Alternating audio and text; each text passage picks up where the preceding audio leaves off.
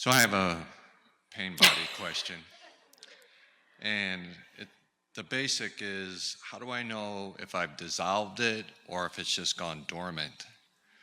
My experience, like prior to 4 years ago when I discovered the power of now, is that when it would come up, I wasn't even aware of it, and I drank and drugged and managed emotion that way. And then I got in recovery, and I would share and talk about the pain, and it seemed to dissolve in those moments. But upon discovering Eckhart's work, I was thinking, well, maybe it's just gone dormant.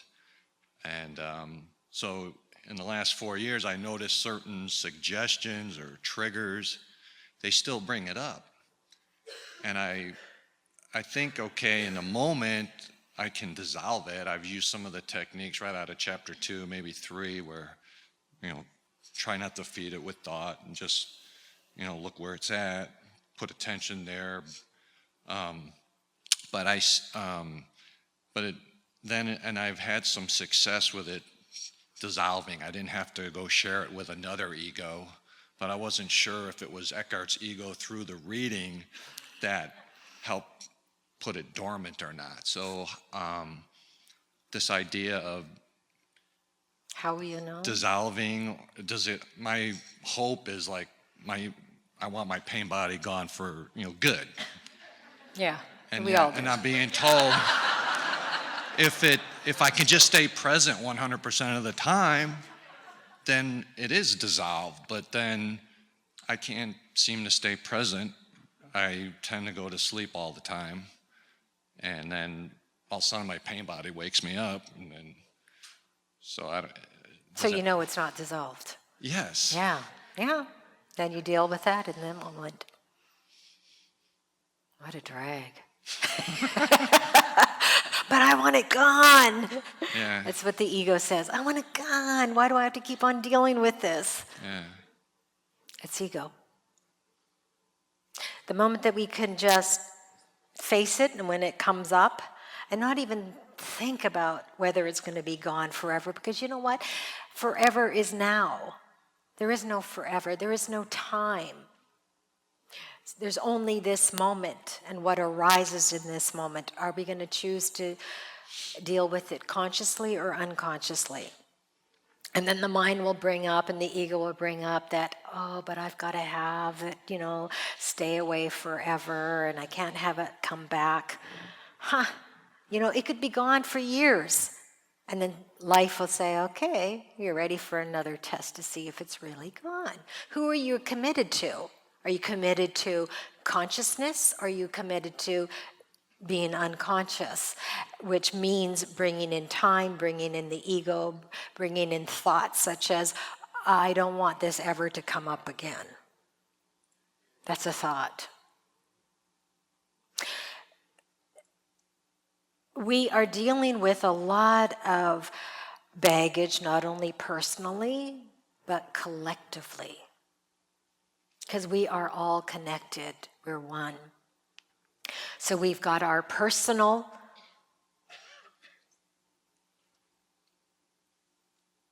unconscious actions that we have dealt with, and that personal could be in your family life and your upbringing and stuff. And then we have the collective unconsciousness within our own community, within our society, within our country, different egos.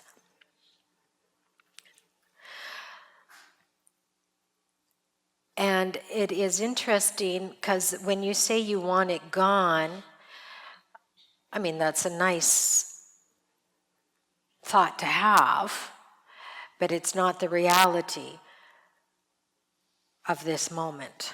Because even when you dissolve your own, you're going to feel, you actually become more fine-tuned, okay? Where you will begin to feel the collective unconsciousness and the collective pain body. Yeah. Because you are awakening, and you are meant to awaken and not only bring healing to yourself through that conscious being, but we are also meant to bring healing to others. That's how it works. That's the cycle. And the gift of awakening is now we have to be present for others, and we are there. And whether we become formal teachers or informal teachers, we will be teaching, because life, the evolution of consciousness, is happening through the human being, and that means all human beings, including the ones that are severely unconscious.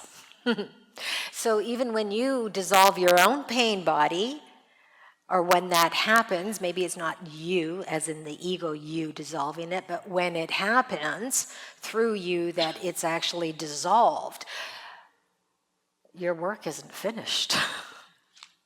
You'll find life might bring you somebody that comes along who has a big pain body, and you're there as that aid, that assistant, that helper. I've told this story before, and the reason why I keep telling this one, because it was the most profound, and the first time I really understood what Eckhart meant was that how we can bring, help somebody dissolve their pain body. I went to a Starbucks, got my tea, and there were several empty seats, but I happened to sit down in a particular seat, and right next to me was this young girl and an older man, maybe her father, I don't know.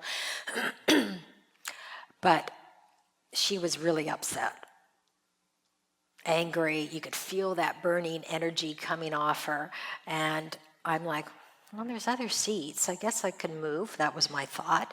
But my body wasn't moving. And I recognized, okay, my body's not moving, so I guess I'm staying put. And all I can do is drink my tea and feel the sensation that was happening, because energy knows no boundaries. It won't go, hey, I'll stop here. It just, right? It's all one. So here I am feeling it as I'm drinking my tea. And suddenly, and I don't know how long it was, whether it's 15, 20 minutes, 30 minutes, I wasn't aware of the time. But suddenly, what I felt inside of me, that energy that I was feeling that was inside me, suddenly burst. The moment that it burst, she started laughing. And I understood what Eckhart meant by how we can help dissolve another person's pain body. If you are truly unaffected and it doesn't touch your own pain body, so meaning yours start to get activated, you can sit through somebody's pain body and help them dissolve it. But as soon as it activates yours, then you need to be more conscious, more aware, because you're really not going to be much help because it's within you, unless you can sit with both that's happening at the same time. And if you can't, then I suggest that you remove yourself, because you don't want your pain body to become fully activated, because then you'll go into full unconsciousness. So you can remove yourself and then dissolve it within your own body. So life will bring you an event to show you whether or not it's dissolved or not. And if it isn't dissolved, wonderful. It just means you've got more work. And that's okay, because it's what's happening, it's what is. Yeah.